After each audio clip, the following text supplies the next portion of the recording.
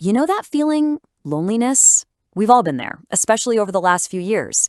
But here's a thought. What if it's not just, a feeling in your head? What if it's your body sending you a powerful biological signal just as real as hunger or thirst? Today, we're going to dive into the actual science behind our need for social glue. I want you to think back for a second. Remember during the pandemic when you couldn't even shake someone's hand, let alone hug a friend? It just felt empty, right? There was this void that a video call couldn't quite fill. So why did the absence of something so simple feel so profound? Well, it turns out there's a name for what so many of us were experiencing. Experts started calling it skin hunger. And let me tell you, that is not just some catchy phrase. It described a real, collective craving for physical contact, and its absence created some very real mental health issues on a massive global scale. So let's get into it. What was actually happening inside our brains and our bodies when we were so deprived of that simple, everyday connection?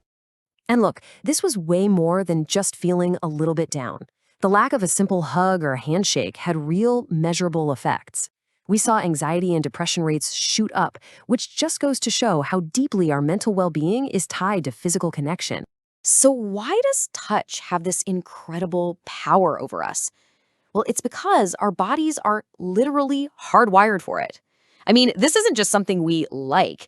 It is a fundamental feature of our biology.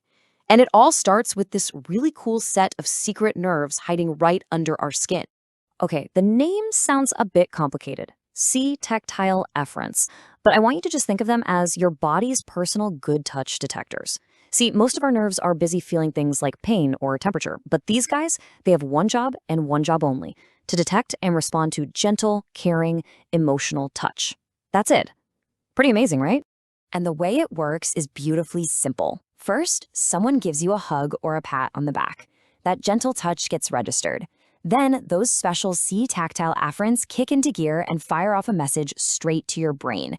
And finally, your brain gets that signal and just floods your system with all these amazing feel-good chemicals. So, what exactly are these feel-good chemicals we're talking about? Well, this gets us to the absolute core of why we need to connect with each other. It all comes down to one super powerful hormone that basically works like a built-in bonding agent for humans. And that primary chemical is oxytocin. Now, you probably heard of it, but its nickname is just perfect. They call it the social glue. And that's exactly what it does. It's the hormone that helps a mother bond with her newborn baby, it strengthens the connection between partners, and it builds trust in our communities. It literally glues us together. You can almost picture it like this constant battle happening inside your body. In one corner, you've got cortisol. That's the stress hormone. It's the one that makes you anxious, weakens social bonds, and puts your whole body on high alert. But in the other corner, you have oxytocin, our social glue, doing the complete opposite. It reduces stress, strengthens our bonds, and promotes a feeling of calm and safety. And a simple, caring touch? That's one of our best weapons to make sure oxytocin wins that fight. Okay, so what happens when we don't get enough of that social glue? What are the consequences when this whole system just isn't getting switched on? Well, it's actually way more serious than you might think. We're not just talking about feelings anymore. Most of us tend to think of loneliness as an emotional problem, a state of mind. But the science is telling us a totally different story. When our deep need for connection goes unmet, it's not just our feelings that get hurt. It becomes a critical risk to our actual physical health. So just how dangerous are we talking? Get this. Research has found that chronic loneliness can be as damaging to your long-term health as smoking 15 cigarettes a day. Just let that sink in for a minute. 15 cigarettes. This isn't a small thing. It's a massive public health crisis that we're really only just starting to wrap our heads around. So these secret nerves, the chemistry in our brains, the serious health risks of being alone, all of this evidence points to one fundamental, inescapable truth about what it means to be human. This quote really just nails it, doesn't it? We are not designed to go it alone. Like so many other social species, we are fundamentally herd animals.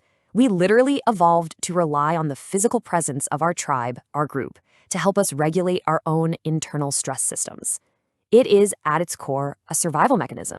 So here's why all this really matters.